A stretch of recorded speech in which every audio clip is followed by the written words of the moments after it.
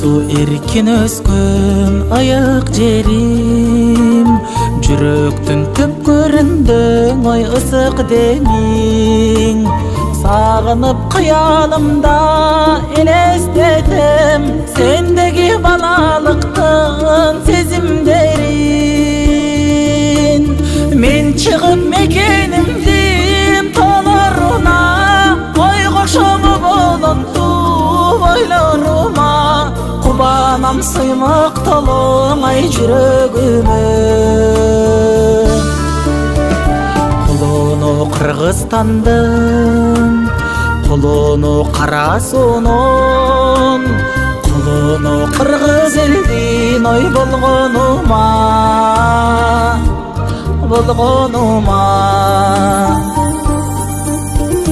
Кара суу көптү көргөн көзүм болуп, алгачкы апа дегендой сөзүм болуп.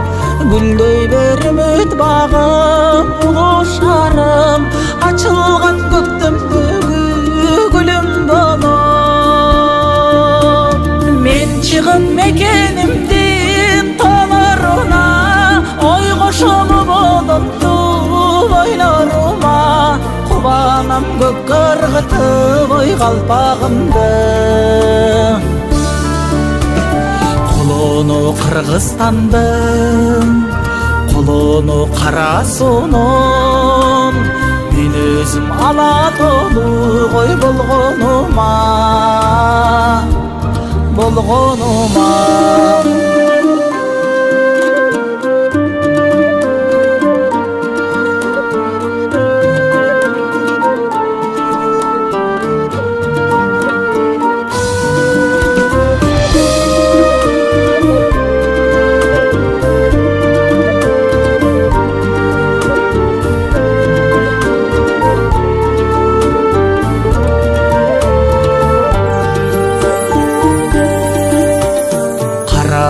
Алатонун жүрөгү бол, түгөнбөс ордолу ошой мүрөгү бол.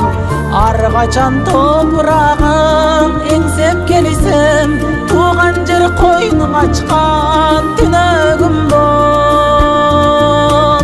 Мен чыгып мекенимдин тоолоруна, ой кошому болопту ойлорума. Кубанам сыймык толоңай жүрөгүмө.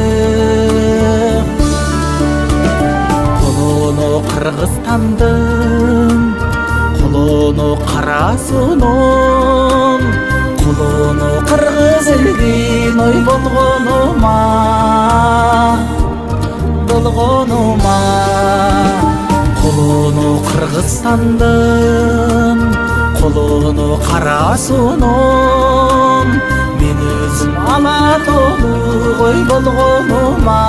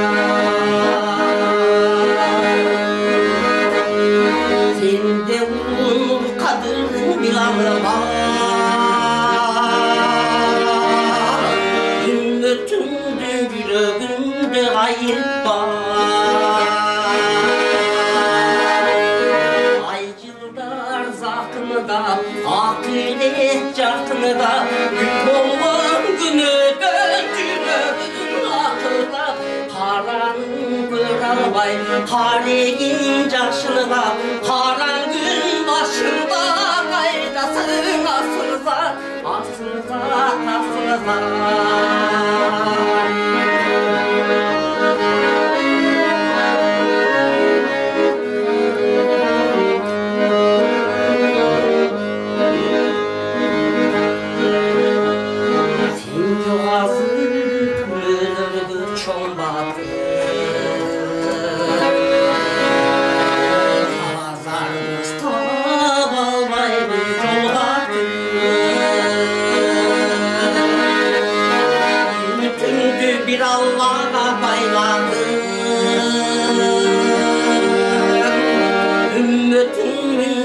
қандай чоң бақыт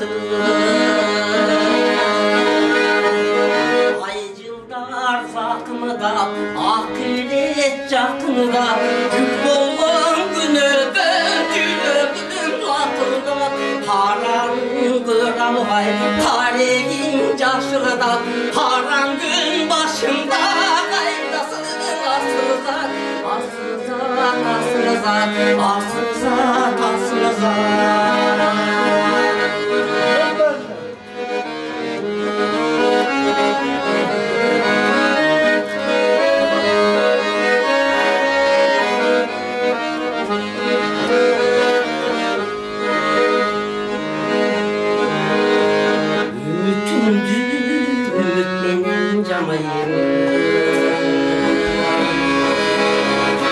үйді күтім сен кел күйдей қарайын қайдан жайдан келеріңді шекпен алғандың қиçıldaşын самайын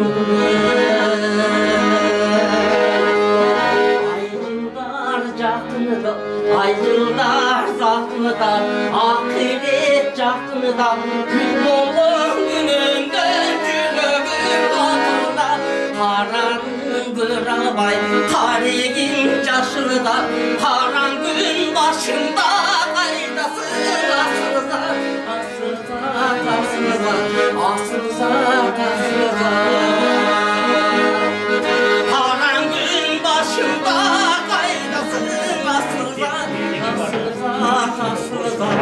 asılzat, asılzat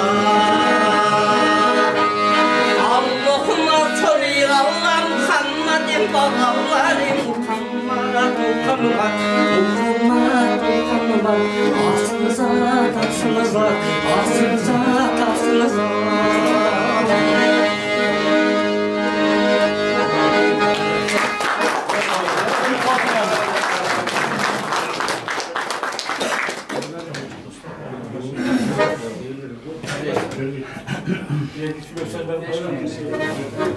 Assalamualaikum hurmatly aksakallar, hoş geldinizler. Bizde aksakallar surandı, şu kişileke iş çarаны içine alıp barıp berdilerçi. Ama bugün bizde mikrofon yok, biroq oğuz eki. Eğer de bu jağa çıkıştın gereği yok, ordumuzda oturup söylesenizdер болот. Негизги максат ошол бизден ошо аксакалдар кеңешинин ынтымакка чакырып, аксакалдардын башын бириктирип, ошондой эле бир чоң коом болгонго байланыштуу ушул жаштардын дагы башын бириктирип, ушу элди ынтымакка чакыруу максатында бүгүн сиздерди ушул жерге биздин ушул аксакалдарыбыз уюштуруп сиздерди чакырып атат. Бул үчүн биз ушул уюштуруучу аксакалдарга чоң ыраазычылык билдиребиз. Анда эмесе кезек менен ушул биздин аксакалдарыбызга ошондой келген конокторго азыр дагы келүүчү конокторго дагы сөз берсек, биздин эң аксакалыбыз Сапарбайга сизден баштасак, өзүңүз бир экөө сөз сүйлөп, куттуктоо сүйлөп койсоңуз экен.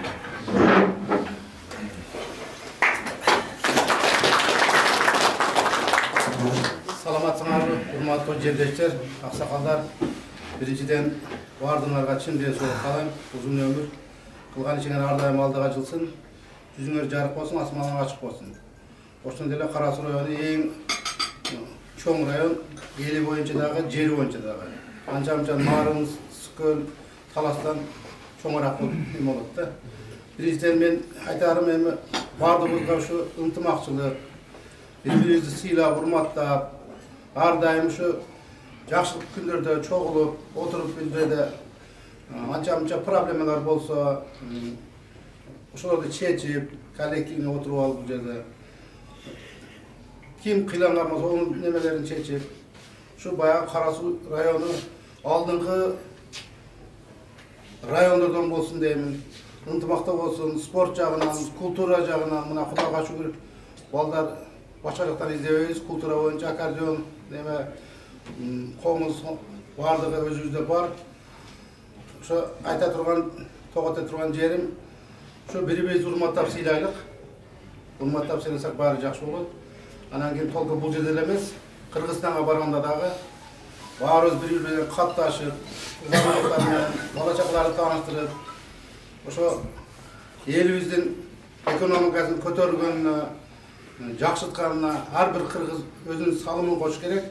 Анан ынтымактуулук каалайм бардыгыңарга. Рахмат.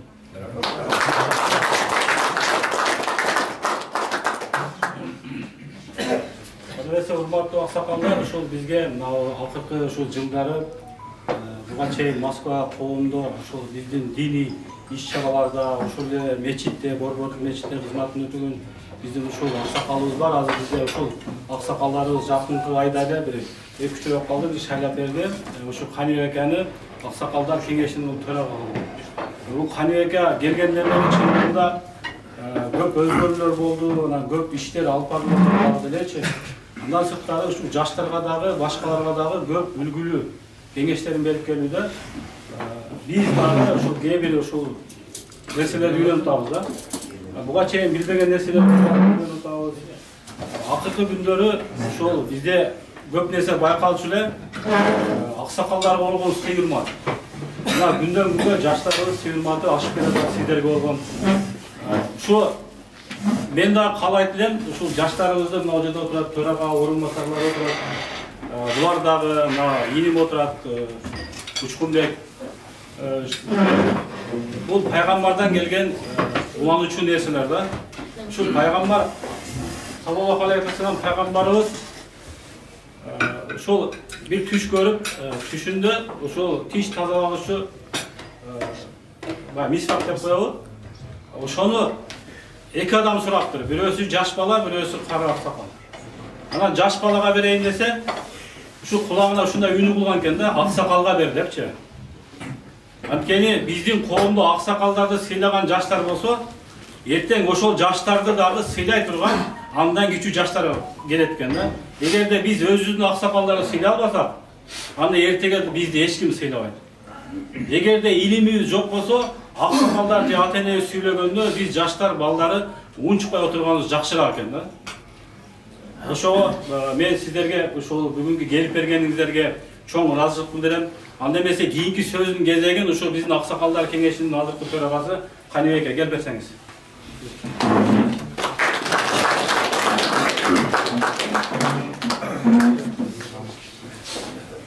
Bismillah, elhamdülillah, ve salatu ve selamu ala Resulina. Esselamu aleykum, hurmatlı cemaat. Bardığınızlarga Allahu Teala'nın yaxşılıkları, nimet olsun.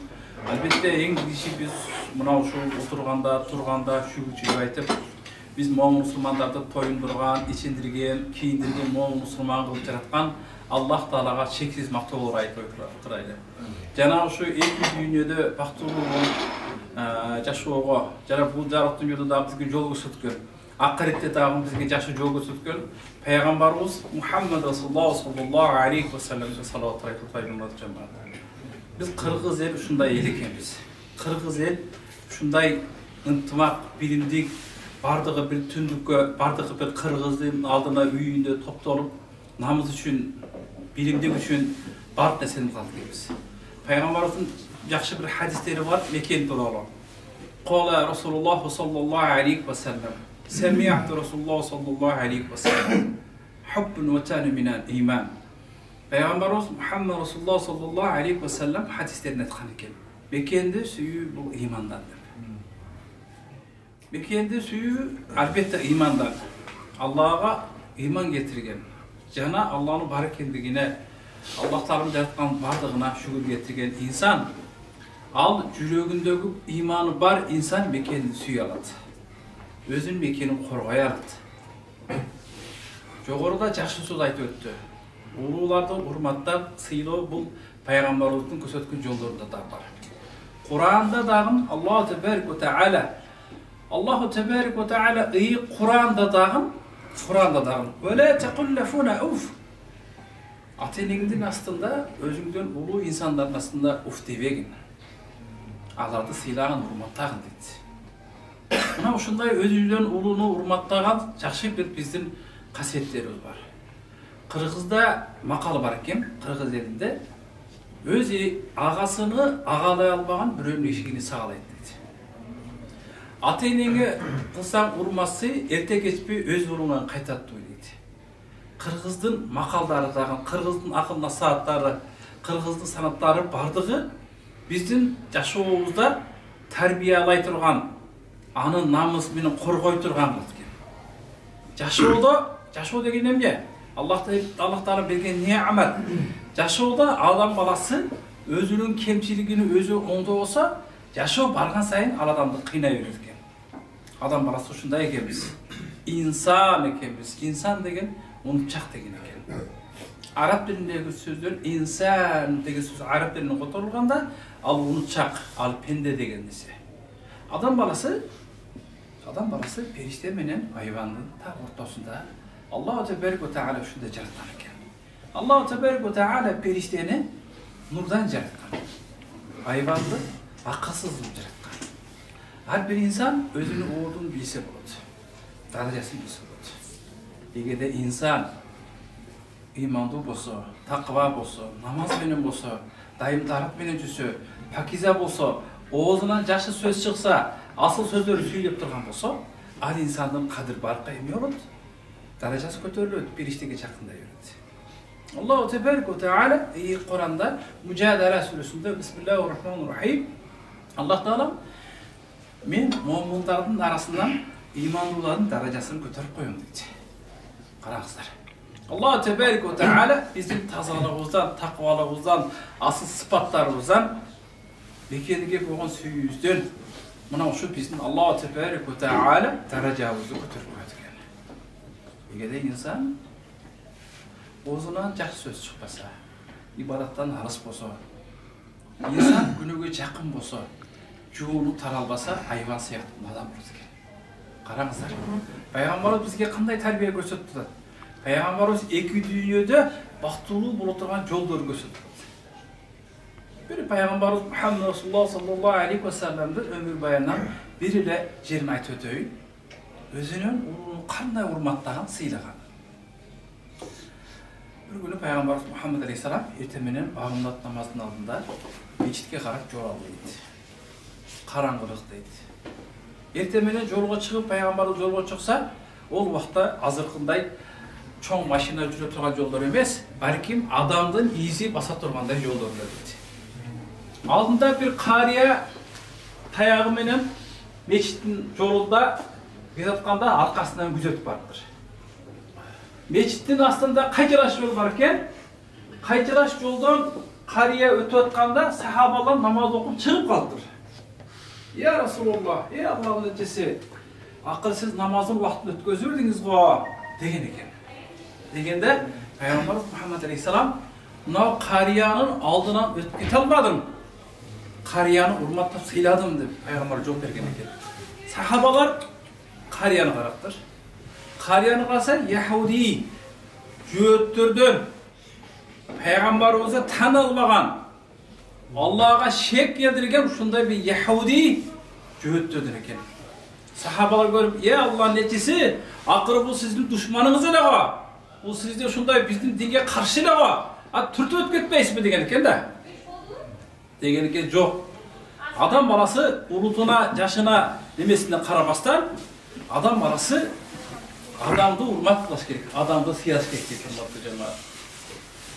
Hurmatlı cemaat, bu жерде мен айтмакчымын. Кайсы улут болбосун, кандай эл болбосун, adamlar bir-birini sıylaşır gerek, uluğunu urmatlaşır gerek.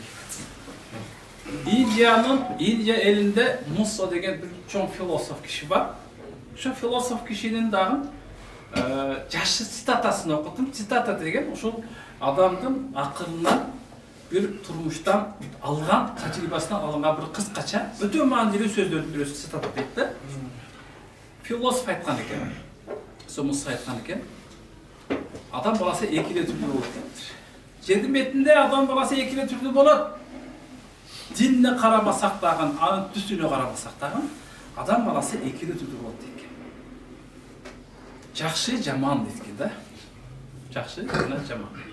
Жакшы адам дайым жакшылык иштерди кылат. Жаман адам жаман күнөө иштерди кылат дейт. Ошон үчүн урматтуу жамаат, мына ушул жакшы болуп жашоого, аркабызда жакшы иштерди калтырууга, жамаатыбыздын ушул ынтымактын, биримдиктин, мына ушул биздин Кара Суу эли Сапарбай Аксакалов өтө жакшы сөз айтып өттү. Биздин Кара Суу эли эң чоң район. Жер боюнча да, жердин өлчем боюнча эң чоң район. Ушу Кара Суу району биз мына Убайдулла ака турат, мына аксакалдар Аскар ака турат, 5-6 ел аксакал. Карап көрсөк, ушунча чоң райондо аксакалдарыбыз көп, бирок бири-бирин тааныбайт да. Бири-биrini көрүп, бирок тааныбай өтүп кетет. Акыры бир жерликпиз. Алыс жерде бир туугандай болуп калат экенсиң. Алыс жерде чайлашып, сыйлашсаң, бири-бириңди таанып билет экенсиң. Алхамдулилlah, барган сайын биздин Кара Суу аксакалдар жамааты топтолушуп, бири-бирибизди таанып билип, пайгамбардын хадистеринде бар: "Ту'мину ва ла ту'мину абсусалама байнакум ла тадхулуна фил жаннah." Эгерде сиздер бири-бириңиздерди жакшы көрбөсөңүздөр, сиздер жаннатка кирбейсиздер деген экен. Бири-бириңиздерди жакшы көрүшүңүздөр үчүн сиздер бириңиздер салам жолдоңуздар. Салам менен сиздер бири-бириңиздерди жакшы көрүп каласыңар деген экен. Ошон үчүн урматтуу жамаат, мына ушу бири-бирибизди таанып билип, бири-бирибизге салам алик кылып, бири-бирибизге жакшылык каалоо тилеп, Кара Суу элинин, аксакалдардын кеңешинин, мына ушу Кара Суу коомунун өнүгүшүнө, жана ушу бизде жакшылыкка, жамандыкка деп дайым бардык нерсеге жардам көрсөтүп атабыз. Алар дагы билсин аксакалдарыбыз. Алар дагы ушул нерсеге катышсын. Аксакалдарыбыз биздин жаштарга ак батабызды берейле. Жаштар кызматты кылып атышат. Кара Суу коомунун төрагасы Нурак деген эл жигитибиз бар. Мына Руслан деген жакшы активист балдарыбыз бар. Булар тынымсыз иштеп атышат. Тынымсыз иштеп, жакшылыкка, жамандыкка, ар кандай кайрымдуулук иштерге дайыма кызматтарды кылып атышат. Биз ушуларга аралашпай, алардын башын оорутпай, алар кеңешсе биз алар кеңешине кеңешип кескендин бармак урбай. Кеңешкен сөзүнө биз сунуш айтса сунушуну акыл кылчак көрүп, анан жакшылыгы менен батабыз менен жооп берип, буларга ак батабызды берейле. Биз сый урмат менен төрдө тура турган аксакалдарбыз. Аксакал деген өзүнчө статус, жакшы статус да. Ошо аксакал бойдон жүрүп, жаштарыбыз кызмат кылсын. Жаштарыбыз алхамдулилlah, мына бир 85 айыл бар азыр. 90 айыл бар, 17 айыл өкмөт бар. 17 айыл өкмөт, 90 айыл бар. Ошолардын ар бир айылдарына бирден өкүлдөр бар. Райондордо немесинде өкмөттөрдө бирден өкүлдөр бар. Ушулар бардыгы биригишип, ынтымакта, биримдикте устав жазып, уставдын негизги түзгөн сызыгы боюнча ошо сызыкка мыйзамга баш ийишип, бизге ушул көп ынтымакты биримдигин өнүгүшүнө булар чоң салым кошуп жатат. Биз аксакалдар, биз ушуларга ак батабызды берип, Кара Суунун көркү болгон, төрү болгон аксакалдар биз жакшы баталарыбызды берип, ынтымакты, биримдикти буларга жакшылык көрсөтө турган, өзүбүздүн асыл сапаттарыбызды көрсөтө турган биз аксакалдарбыз. Ошон үчүн ушу аксакалдарыбыз айылдардан канча аксакалдар болсо ошончо жакшы. Кошулсак, бириксек, бардыгыбыз жамаат менен дуа кылсак жакшы болот. Себеп дегенде пайгамбардан хадис бар экен. 3 түрдүү дуаны Аллаху Тебарак ва Тааля эч кандай элчисиз кабыл алат дейт. Эч кандай Аллаху Тебарак ва Тааля бериштерде сиз кабыл алат. 3 түрдүү дуа. Жашырап отурыңуздар. Ана Абу Хурайра разияллаху анхудан сахабалар хадис бар. Биринчиси кайсы дуа? Биринчиси баратыңыз менен, таза кийим менен намаз окутуңуз. Намаз окугандан кийин Алладан сурайсыз, "Я Рабби" деп элиңиздин амандыгын, тынчтыгын, балдарыңыздын өмүрүн сураңыз. Аллаху Тебарак ва Тааля ушу дуаны кайтарбайт экен. Периштелер дагы жеткизбейт экен. Алланын өзү түз кабыл алат экен. Машаллах. Кане ушу намаздарда туруп, балдарыбызга дуа кылсак.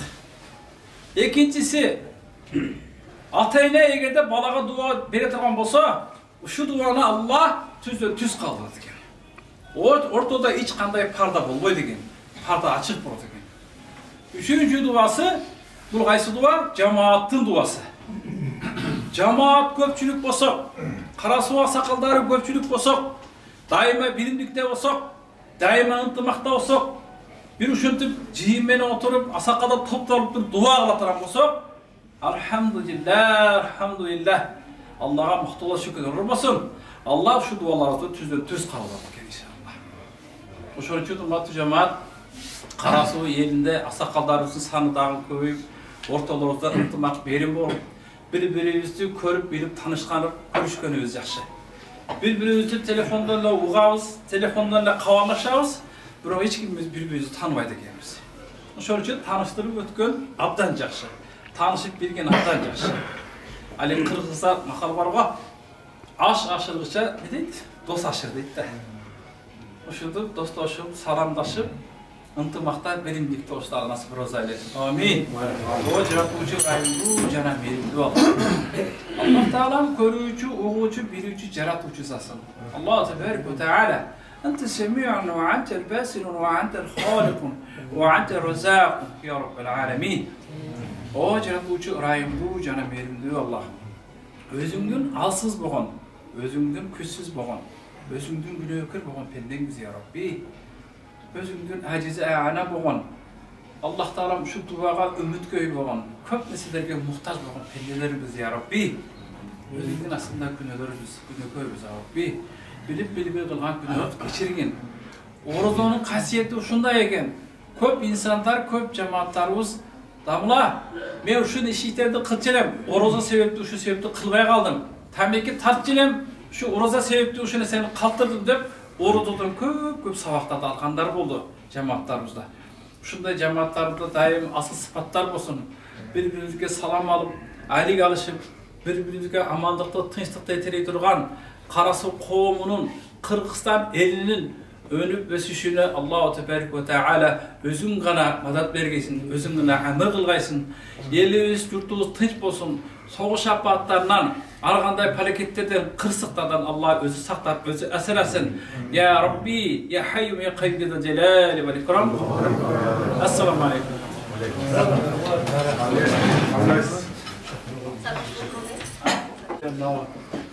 Советтер сайысынан кейін динден сел алыстағанбызда. Андан кейін дин келіп, кезде ушундай болот экен, динден бизден алыс болгондо, мындай маселелер айтканда кээде жадап калчу элек да. Анан кээде жакшы сөздөрдү, жакшы жылуу сөздөр сүйлөгөндө адам жибейт экен. Келиңиз кандай экен? Мындай да. Келин, бул жака келиңиз. Мен чыгым, ал жерде белгилерген кичине бир жакшы нерселерден сүйлөп койду. Мен болсо кээде. Кыргызча өзүнүн тилинде. Ушундай адамдар болот экен, кээде колдо чыгылган. Ушундай жакшы адамдар болот экен, хадистерди ыргылган. Биздин ака молодец ака современный онлайн нике кыйдырган.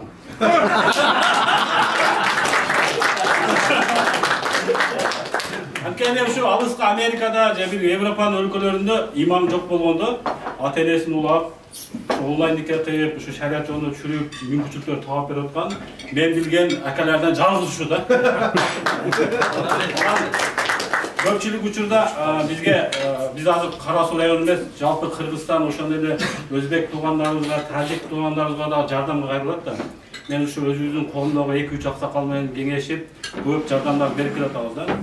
Буга чейин биздин көпчүлүк иштерибиз коомдун ичинде калса, азыр мамлекеттик деңгээлде мындай отчеттор берип атабыз да, Бишкекте катталып, ал жактан деле кабар болуп атат. Ал бул жерде биздин өкүлчүлүктөн Москвадагы эмгек жана социалдык камсыздоо миграция өкүлчүлүгүнөн үчөөбүз барбыз, катталганбыз. Мына Руслан Таксыр ордуна туруп койсоң, ошондой эле төрага Нурак Сактар. Ушу жардам бергени катталып Бишкекте отчет болот да. Кудай кааласа, эгер жакшы иштерди алып барса, ошо министрликтин деңгээлинде, жогорку кеңештин деңгээлинде официалдуу баягы ардак баракчалары катталып, бул жана пенсияга чыкса дагы кийин таасир берет экен. Ачык эле мындай мамлекеттик деңгээлде министрлер өздөрү кол коюп беребиз деп мен бүгүн үспөй жетпей калып да. Ошолордун арасынан биз мына жетим калган кыздар боюнча ушул оор абалга түшүп, депрессияга түшүп, өзүн өлтүрөм дегендерге ушу диний жактан жардам берип, биргеликте иш алып барган ушул Каныбек акага биздин Москва шаарындагы эмгек жана социалдык камсыздоо миграция өкүлчүлүгүнөн ыраазычылыкка кол чаап койсоңуздар.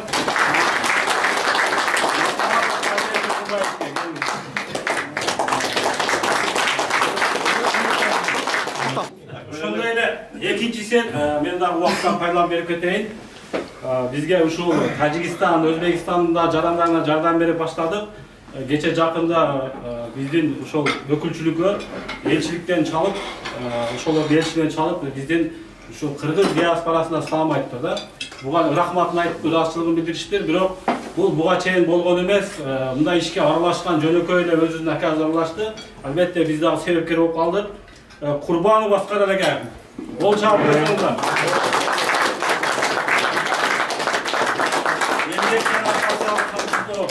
Bizi başkarmalıktan Ardak Barakçası Kuda kalasa keyingisini ministri özü kol koyup verem dedi. Albatta 3. aksakalımızda ben özüm sunuşladım. Ankede ben şu 2 yıldan beri mamule kılıp gelem. Özü jönökөй işteşte dagı özünün tuğanlarına, cebdeşlerinde ben geçe Bişkek Akçot çalganda bu kişini koşup kettim albatta. Özleri azır gütpey kim ekeni oturup açık eləçi. Ankeni dokumentleştirgende biz kayrılganların familyalarını koşup yazalım da. Kimden geldi? Misal üçün bana Ruslan'dan gelsem ben Ruslan'dan yazalım da. Ülkemi şunu qarap koyup onday deyipçi. Oşonun içinden en köp kayrılıp, en köp bunda jardam berip, özü işin taştap koyup dele gelgen günler boldu. Elçilikке biz çok oraldık geldi. Mingbayev İlyas aka.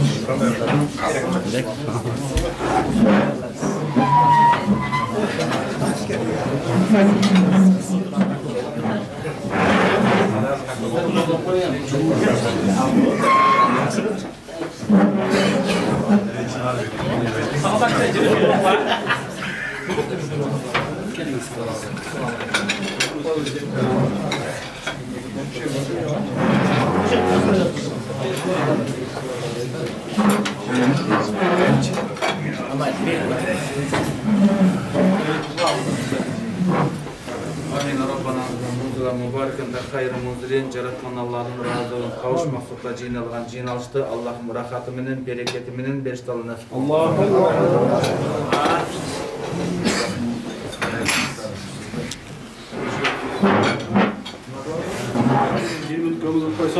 Kuş gelipsiz umatı bizden bilmek alçı.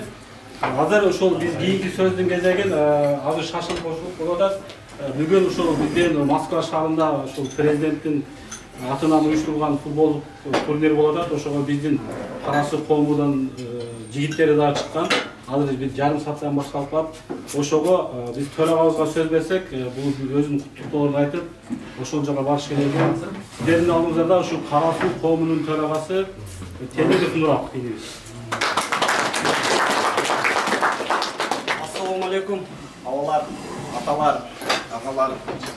Ушунча Карасулук аксакалдарыбызды кубанычыбыз бизге батпай сымыктан сүйүнүп турабыз. Ушунча элди чогултуп, башын бириктирген ушул уюштурган аксакалдарыбызга рахмат. Бул да болсо бир ийгилик. Карасунун ар бир жигиттин ийгилиги биздин да ийгилик деп эсептейбиз. Карасунун эмес, кыргыздын ийгилиги биздин ийгилик деп эсептейбиз. Рахмат бардыгыңыздарга ушунча келгениңиздерге. Мен Москва обласы боюнча Карасы коомунун төрагасымын. Кызматты кылып атабыз. Биздин максат ушу элдин башын бириктириш. Мүмкүн болушунча ушу эл менен бир болуш. Бирөөнү барып башкарып алайын эмес. Ушу элдин кызматын кылып калайын деген ниетте шайланганбыз. Акыл, калыс, акылыңыздарды айтсаңыз, биз ар дайым угабыз, сыйлайбыз, урматтайбыз. Азыр агайларыбыз дагы жакшы макалдарды кошуп кетти. Ошол катары эле ата сыйлаган айыр табат дейт, эне сыйлаган элине жагат дейт. Биз дагы сыйлагыбыз келет. Силер биздин, даже мен атаман чоң улуу кишилерсиздер. Бардыгыңыздарды сыйлайбыз. Ошол айырды биз дагы тапкыбыз келет. Биздин атабыздай кишилерсиздер. Рахмат бардыгыңыздарга. Ушу Карасы коому боюнча кичине бир маалымат берип өтсөм, Карасы биримдиги коому бул Москвада эмгектенип жүргөн, элдерден түзүлгөн коом. Бул коомдо 90го жакын айыл катышып жүрөт азыр бул учурда. Өзү Карасы району боюнча 145 айыл бар. Статус бар, статус жок болупчу. Карасы району боюнча 415 миңдей эл бар. Кыргызстанда общийча. Анан бул жерде где-то бир 50 миңден 70 миңге чейин элибиз болсо керек деп ойлойбуз. Ошолордун биргеликте уюшулган коо. Азыр кичине фондубуз бар, жакшы билесиздер бардыгыңыздар. Ал жактан кандай мезгилде каяка акча бөлүнүшүн жакшы билесиздер. Айылга салып атса керек, ар бир айылдын өкүлдөрү бар. Сиздер менен кеңешсе керек деп ойлойм. Өткөн жылда мен августта шайланганмын. 8 ай болду да, 8-9 ай болду да. 8-9 айдын ичинде бир 6 миллион элге жардам бердик. 50ге жакын 200 кетти. Ооруларга жардам бердик, 15 оорууга жардам бердик. Устав боюнча бардыңыздар билесиздер, бизде устав бар. Устав боюнча маркумга кайтыш болгон адамга акча бөлүнбөйт фонддон. Оорулуга 20 миң акча бөлүнөт. Анан элде аксакалдарда айылыбызда бир суроо бар да. Биз 1000 сомдон беребиз. 12 айда 12 миң акча беребиз. 90 айыл болсо миллиондон ашып кетет. Фондубуз ошол эле ойдон, эмнеге ошол бойдон деген суроо бар да. Анан эми айылдагы айыл өкүлдөрү туура жеткизип атабы, жеткизбей атабы, ушул жерден да бир эсептеп айтып өтүп кетейин. Айына бир 2ден оорулуу эле боло турган болсо, оорулууга 20 миңден акча бөлөбүз да. 2ден эле оорулуу боло турган болсо, bir ayda 40 миң акча бөлүнөт. 10 ayda 400 миң, 12 ayda уже 480 миң акча ал жака кетет. 500 миң акча. Спортко деп 15% каралган. Буга чейин 800 миң акча чогулуп келген. Эми көбөйүшүп атабыз да. 800 миң акчанын эсебин ала берели пока. 500 миң ал жака кетти. Спортко деп 10% бөлүнчү, башта азыр 15 кылды. 15% бул 120 миң деген акча. 620 миң ал жака кетет. Madani iş çağrılarga dep 10% bölünөт. 80 миң ал жака кетет, 700 миң. Ошо менен эле биздики өзү менен өзү жылда чогулткан взносубуз өзү менен өзү кете берет. Биздин фондубуз көбөйбөйт. Эмне көбөйбөйт атат деген суроого ушуну берип койсоңуздар жакшы болот айылга. Анан дагы аксакалдарыбыздан ушунча көбөйүп атабыз да бир нерсени суранат элем. Айылыңыздарга мага айылдан чалып алып уставка туура келгенине, туура келбегенине сурана беришет да. Ошол нерсени айылыңыздардан бир калыс карап койсоңуздар өзүңүз. Биз кара суу коомунан эчтеке албай атабыз. Бизге эчтеке тийбей атат. Буга чейин эчтеке алган эмеспиз деп туруп суранышат. Ушу жамандык нерсе чыйып кетсин деп эле бергилечи айылдан деп акылыңыздарды айтып койсоңуздар. Кечээде бирөөсү машинасын уруп алыптыр. Ошого акча бөлүп берели деп чалыптыр. 1 миллион. Дук машина экен. Өзү фондубузда 1 миллион болсо. Бул жерде бир 70 миң 50 болсо. Күндө ар ким машинасын уруп алып атат, бирөө бир жаман иштер менен камалып кетейин деп атат. Жаман иштер көп болот экен да, жаңылбас жак, мүдүрүлбөс жак болбойт дейт. Анан бизде дагы бир нерсени ушул айылдарга жакшы жеткизип койсоңуздар. Бизден турмушка чыгып кеткен, башка районго турмушка чыгып кеткен кыздарыбызга биз жардам бере албайбыз. Ал ошол райондун бүлөсү. Эгер ошолор карабай кое турган болсо биз карайбыз. Эгер бизге келген келин болсо ал биздин бүлөбүз, ал биздин милдетибиз, биз карайбыз. Ушул нерсе боюнча да кичине чалып нараазычылыктар болуп атат да, биз албадык эле буга чейин жардам депчи. Ошол анан груз 200 көбөйдү деген дагы мындай эмебиз болуздан чыгып кетет да, көбүнчөчү. Груз 200 неге көбөйдү? Башта az айыл элек да, аз элек. Турабы 70, 60, 80 болушунда аз элек. Анда адам аз эле да. Биз кошулган айылдарды гана карайт элек, азыраак. Анан азыр дагы акылдуу болуп кетип атабыз. Ал жакта ооруп калса, бул жака алып келип страховой полис жасатсаң бекер карайт экен деген нерсе бар да. Алып келип атышат, страховой полис менен каратып атышат, бирок до конца каратып коюп атышат да. Уже кеткен мүмкүнчүлүк болбойт да. Башта ооруганда сразу Кыргызстанга кеткен аракет кылчубуз. Азыр ушул жерде карап атышат да. Ошодон кайтыш болуп атышат. Ошого көп болуп кетип атат. Эми баардыгыбыз баягы ичер суубуз түгөнгөндө кете берет экенбиз. Бирөөнү күнөөлөштүңгө кереги жок.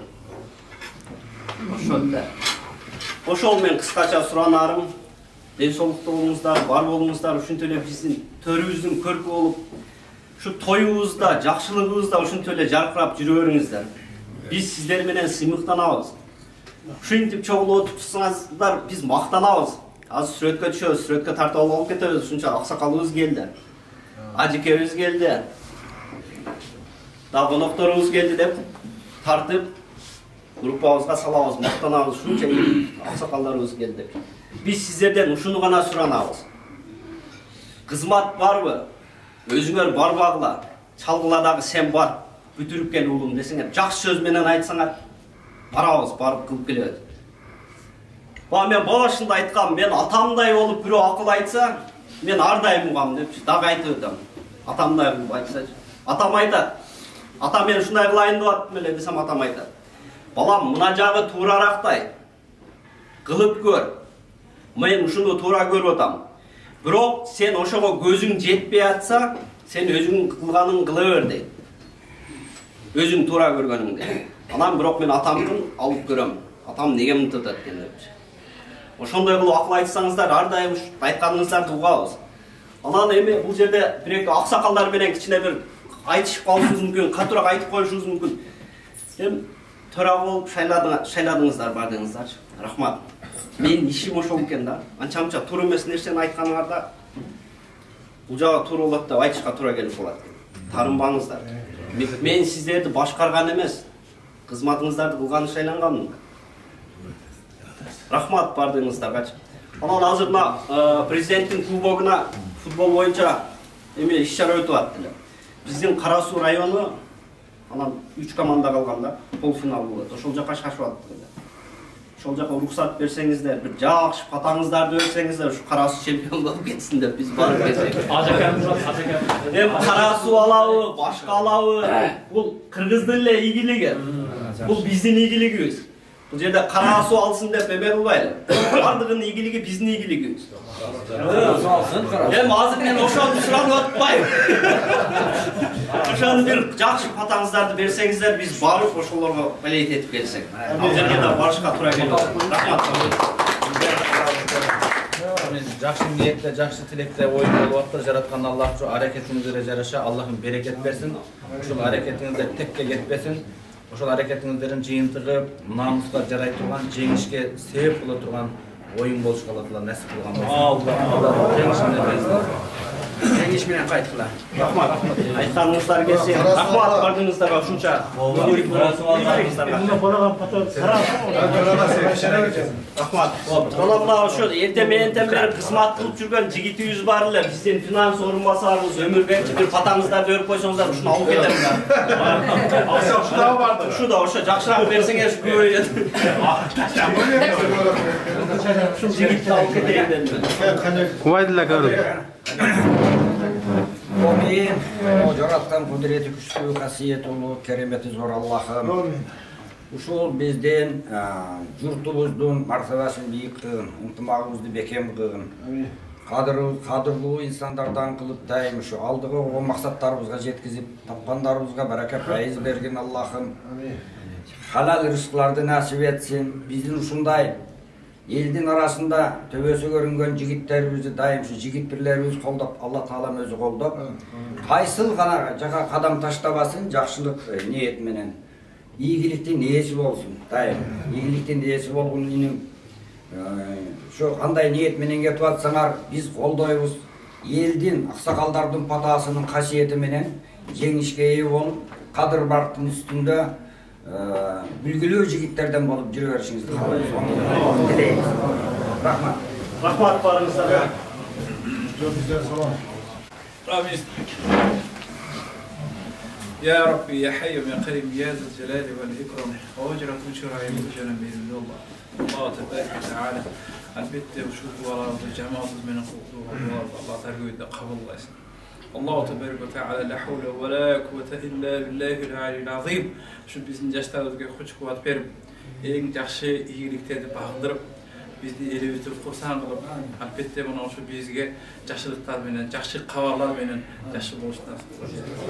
Hurmattуу аксакалдар, анда эмесе ушу бизге келген коноктордон дагы сөзгө берсек, ушул биз менен убагында ээкте келген ушул биздин Москвадагы укук коргоочу адвокат катары Эрлан Бекке келсеңиз,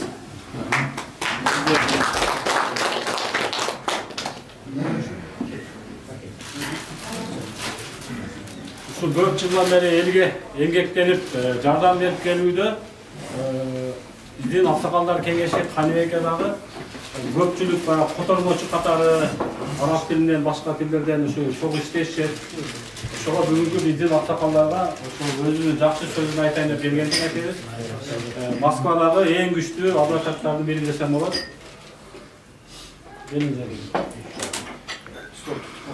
Assalamu alaikum. Tanıştırıp etsem, мен Кыргыз Республикасында Жалал облусунун Аксай райондук сотунун төрагасы болуп иштеген. Эмгектенип 2014 жылга чейин эмгектенип, 2015 жылдан баштап мындай айтканда умурага барып келгенден кийин көз караштар өзгөрүлүп, жанагы мурда элди соттоп жүрсөк, элдин укугун коргогон өттүк. Жанагы эме 2018 жылдан бери Кыргыз Республикасынан ушул жака келип, биздин жалпы элибиздин укуктарын тергөө мезгилинде, сот мезгилинде ар кандай административдик выдворение дейбиз, депортация дейбиз. Ошолордун арасында элдердин укуктарын коргоп жүрөбүз. Кудайга шүгүр. Күнү түнү дебей ушул элге өзүбүздүн кеңешибизди берип келгендей. Бесплатно кеңешибизди берип, жанагы көпчүлүк учурларда паспорттарын, праволарын подделка кылып алып атышат кыргыздарчы. Ошол посольствого жетпейчи. Оңгой эле жол бар турбайбы ал жактарда? Же андай кылба. 327 статья бар. Кылмыш козголот үстүнөн. Тууганым, андай кылба. Жана миграционный карталарды дагы анан кийин жана регистрацияны жасатып алса деле болот экен го дейт. Жок, андай кылса болбойт. Кылмыш козголот. Россия деп шу элибизди мындай колдон келишинче туура жолго багыттап, өзүбүздүн кеп кеңешибизди айтып деп келип отурабыз. Өзүм мына Павелецкий деген метродо ошол жерде биздин офисибиз ошол жерде жайгашкан, 5 адвокат, 2 помощнигим бар, ол астында күнү түнү ошол иштеп элдин кызматын жүрөбүз.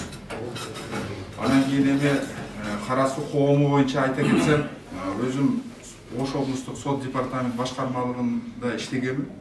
Ошол мезгилдерде отчет прием кылабыз, текшерүүлөргө чыгат элек. Ошондо Ош облус боюнча 8 район бар да өзү, шаарды киргизгенде дагы. Ошондо Ош шаарынан кийин эле Кара Суу району чоңдугу боюнча, анан элдин калктын жыштыгы боюнча эң чоң райондун бири. Мындай айтканда Кыргыз Республикасынын деңгээлинде мындай эң чоң мал жакта азыр аксакалыбыз дагы айтып өттү, туура белгилеп өттүңүз. Мындай айтканда кээ бирки областтардан караганда дагы мындай айтканда калктын жыштыгы көлөмү боюнча чоң райондун бири. Анан кийин аны менен бардыгыбыз эле сыймыктансак болот. Анан эми бул мындай айтканда силердин араңарда ушул Каныбек таксыр, анан кийин Сүйүнбек Дамыла ажеке ушундай чоң адамдар азыр биздин арабызда, катарыбызда Байдылдаеке аксакалыбыз баш болуп, ушундай кылып жакшы аксакалдар чогулуп ушундай жакшы демилге кылып атканыңарга мен аябай кубанычтуумун.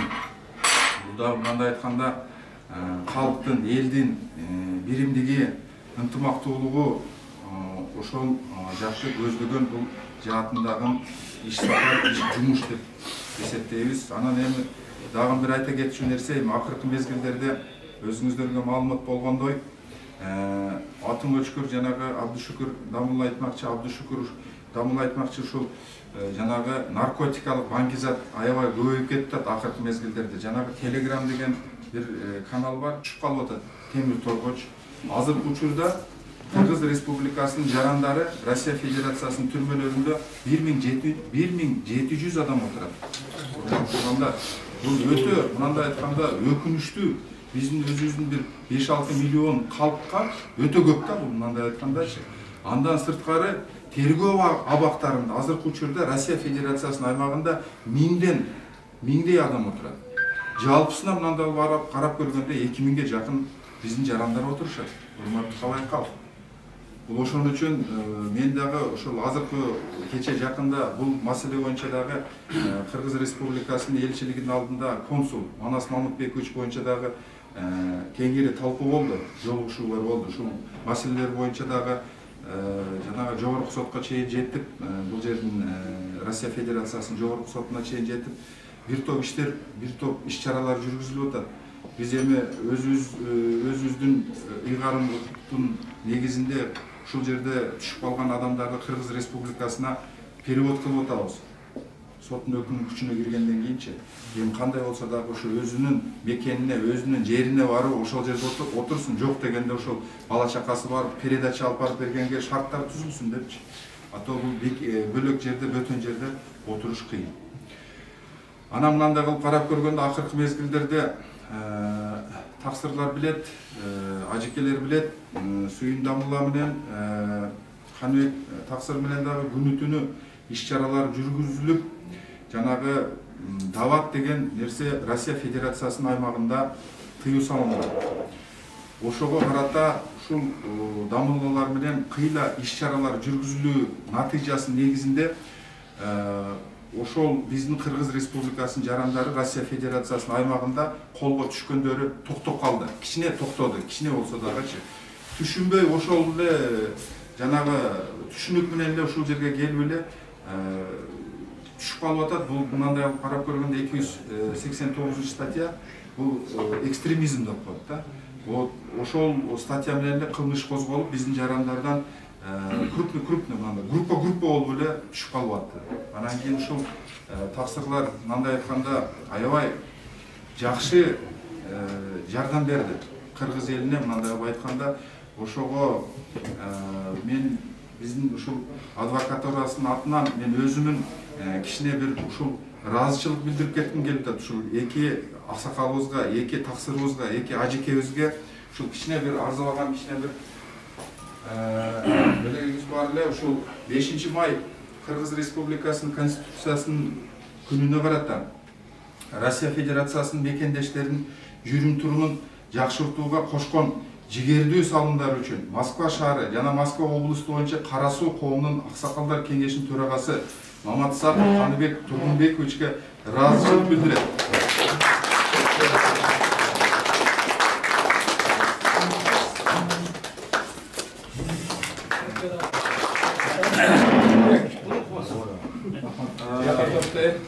Ошондой эле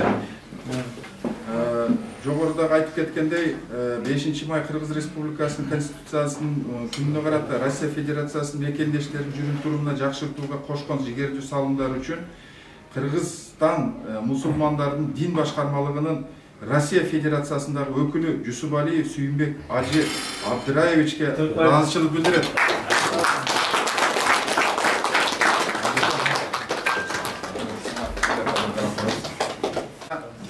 Урматтуу Кара Суу коомунун аксакалдары, сиздерден көп мындай айтканда кийинки муундарга көп нерсе баалуу да. Ушул жерде отурган нерселерди мындай өзүңүздөрдүн тууган уруктарга, элдерге жеткирип койсоңуздар, ушу Алла Тааланын ыраазычылыгы үчүн ошол дагы көптөн мындай салым болуп эсептелет.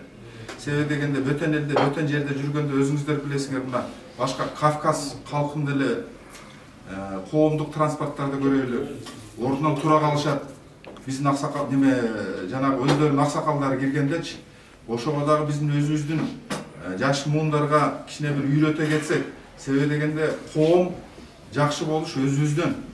Ошол метролордо, допустим, бир аксакалдарыбыз келсе, ордунан тура калып туруп, неме кылып койсо, башка калктардагы ушу бизден мындай айтканда үлгү алынат да. Ошого бир жакшы сапаттарды айтып деп коюшуңар ушу сиздердин аксакалдар силерден дагы болот деп эсептейм. Көңүл бурганыңыздарга чоң рахмат. Бисмиллахиррахманиррахим. Alhamdulillah, wassalatu wassalamu ala rasulillah, amma ba'd.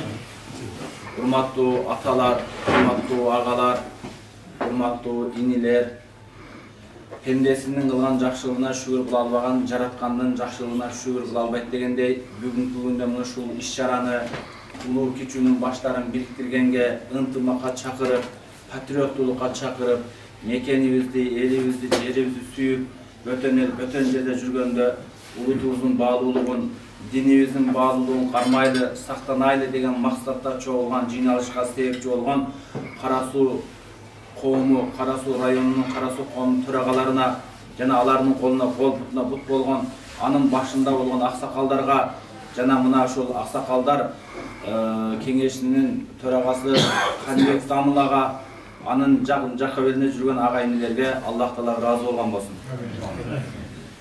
Пайгамбарыбыз Мухаммад саллаллаху алейхи ва саллям kulli emrin ziben lem yubda bismillahi ve aktar ve ahta деген hadis keltirген. Бұл hadistin mazmunu her bir iştin başında Allah'ın atı менен baştalgan bolsa bismillah dep Allah'ın rayımı, Allah Taala'nın mehriminden başlagan bolsa uşul baştalgan iştin ahırına çeyin bereketli bolot. Eger de bismillah менен baştalgan bolsa al üzülöt deyt, al kesilet deyt, al toktoyt deyt, ahırına çeyin çıkpayt деген mаңызды mazmunu түшүндүрөt. Жараткан Аллах'ın ар бир жакшы ниетте, жакшы тилекте жүрөбүз. Чындыгында Ала тоонун түбүндө түптөгөн асманы көк суу сутунуп Кыргызстандан ошол жерге келгенбиз. Ырыскыны Аллах'ın кайерге чатса ошол жерден терип жейт экенбиз. Бул өмүр, өлүм, ырыскы пенденин колунда эмес экендигинин бир далили ушул экен. Бардыгыбыздын ушул жерде жүрүштү каалап, жыргагандан жүргөн жерибиз жок. Бардыгыбыз ичибизде сызып, мекенибизди сагынып жүргөндүгүбүз бул айдан ачык нерсе, чындык нерсе. Бирок Алланын кудурети ырыскыны кайерге чатса ошол жерден терип жейсиң деген далили жипсиз байлангандай Алланын берген ырыскысын ушул жерде терип жеп жүрөбүз. Максат эмне? Өмүр кымбат, өмүр аманат, ден соолук кымбат, ден соолук аманат.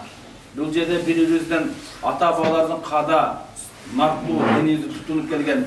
Мына азыр Эрланбек мырза айтып кеткендегидей, чындыгында эгерде биз билимдикте ынтымактап турган болсок, иманыбызды эле бекемдей турган болсокчу, эгер иманыбызды эле бекемдей турган болсок, биздин ата бабаларыбыз, мына аксакалдар көбүрөөк отурат экенсиздер, ата бабалар 10 жыл мектепти окубаса деле, согушта катышса деле, ачарчылыкты башынан өткөзсө деле, аларда имандуулук, адилеттүүлүк, нарттуулук, баттуулук, намустуулук сакталып келген.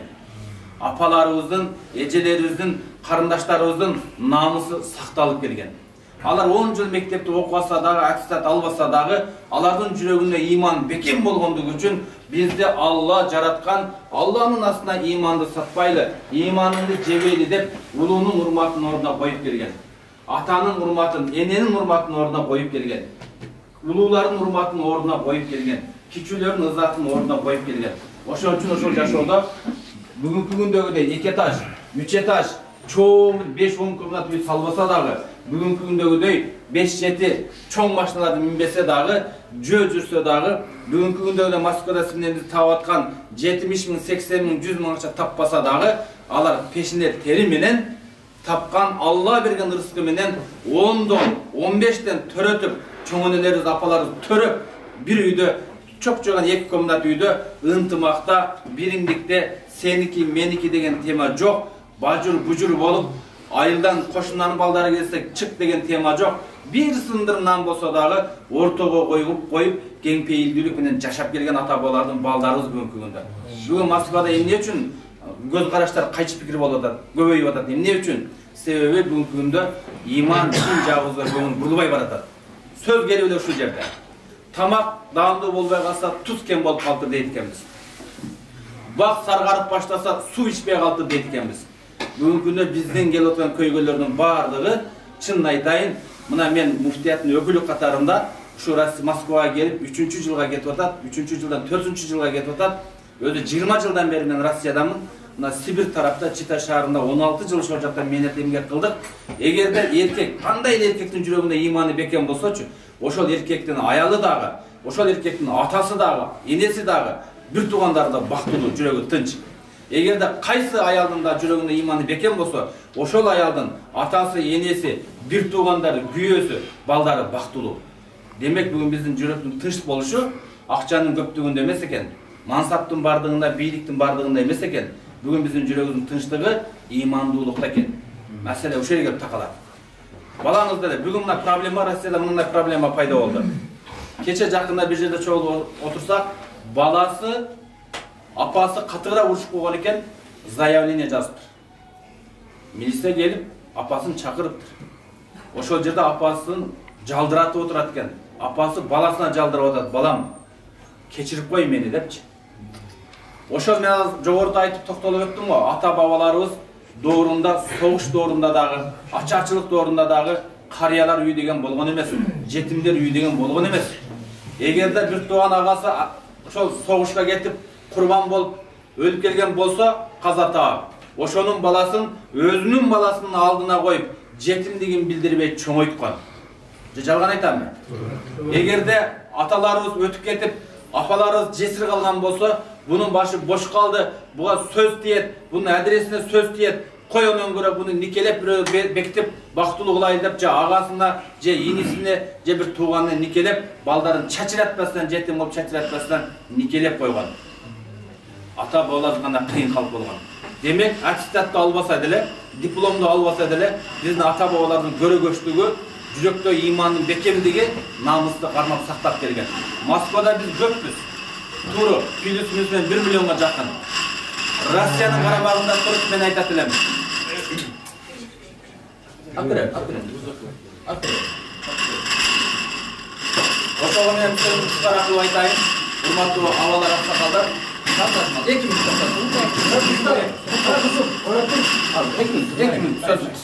alayın.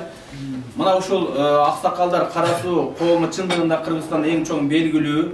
Ança-munça айтылгандагыдай, анча-munça Чакан областардан да ашып түшкөн. Жагынан алдыда турат, бардык жагынан алдыда турат десем мен жаңылышпайм. Алым уламалар жагынан, дин жагынан чоң активист, Кыргызстанга кызмат кылган спортсмен, илим жактан алдыга чыккан Кара-Суу району, машалла, бул да болсо Кыргызстандын жүзү, бул да болсо Кыргызстандын аброю. Аксакалдарга терең ыраазычылык билдирүү менен мына сиздин араңыздарда чындыгында 90-жылдардан кийинки Хүжүрө деп коет эле, ол маалда медреселер ачылып эле. Ошол учурларда чогуу бирге окуганбыз. Мына ушул конвект амына менен. Анда билесиздер, жокчулук эле. Кош айдалган айылдарда, нан жок болуп калган ошол маалдарда. Ошол маалдарда өтүп кеткен аталарыбызга Алла разы болсун, окуткан устаздарыбызга Алла разы болсун. Ошол маалда окууда чогуу бирге окуп, бирге жүргөн элек. Азыр мына Москвада жөн жүрбөй, биздин мекендештерибизге иман жагынан эмгек менет кылып уруксат берсеңиздер. Анан да сөзүмө кошумча айта кетейин, мына Эрлан мырза Алла разы болгон болсун. Өзүнүн кесибинде чындыгында адилеттүү көп сунуштарды айтты, мага көп айтты, көп кайрылды. Биздин максатыбыз, биздин ата-бабабыз түтүп келген дине карманган бир туугандарыбыз башка секталарга баптист болуп кетпесин, башка динге кирип кетпесин, мазхаб кармаган жолдорго кирип кетпесин, башка жолдорго адашып барып биздин Кыргызстандын атында бир дак калтырбасын деген максатта менет кылып келатабыз. Биргеликте иштешип, бир канча иштер результатын берип келатам.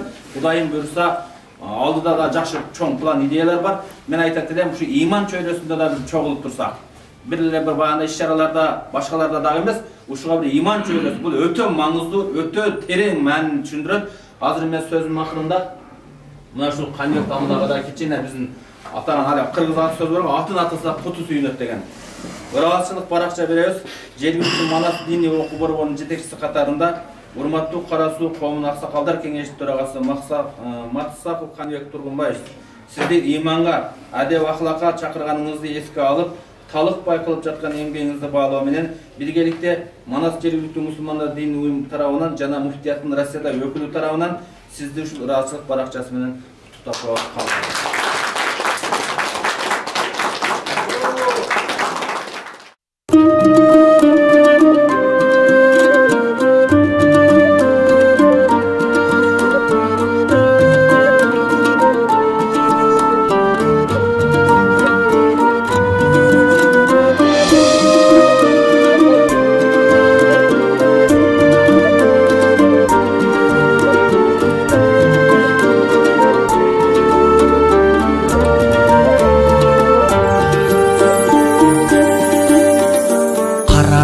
Erkin öskün ayık jerim, жүрөктүн төпкөрүндө ой ысык демиң. Сагынып кыялымда элестетем сендеги балалыктын сезимдерин. Мен чыгып мекенимдин тоолоруна, ой кошому болопту ойлорума. Кубанам сыймык толуңай жүрөгүмө. Кулуну Кыргызстандын, кулуну Кара-Суунун, кулуну кыргыз элдин ой болгонума. болгонума кара суу көптү көргөн көзүм болуп алгачкы апа дегендой сөзүм болуп гүлдөй бер үмүт багым улуу шаарым ачылган көктөмдөгү гүлүм болуп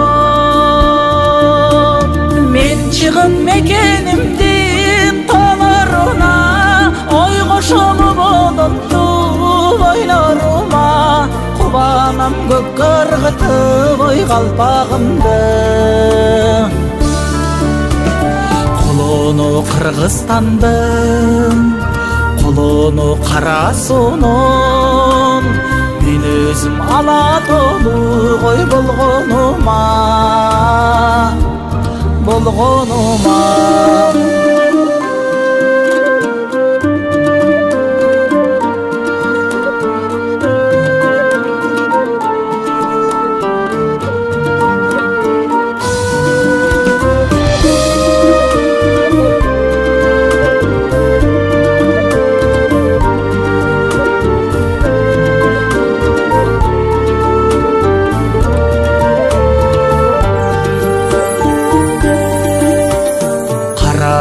Алатонун жүрөгү бол түгөнбөс ордолу ошой мөрөгү бол ар качан топурагын эңсеп келсем тууган жер койнуң ачкан түнөгүм бол мен чыгып мекенимдин тоолоруна ой кошолуп болопту ойлорума кубанам сыймак толомай жүрөгүмө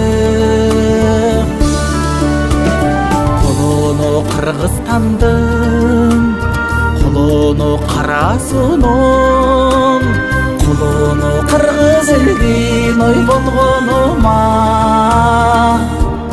колону Кыргызстандын колону кара суунун мен өзүм ала толук ой болгонума